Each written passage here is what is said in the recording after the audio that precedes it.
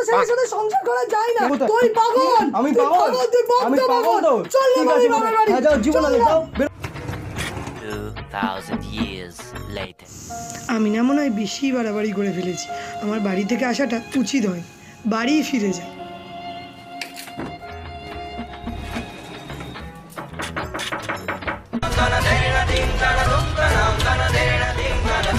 কে আপনি?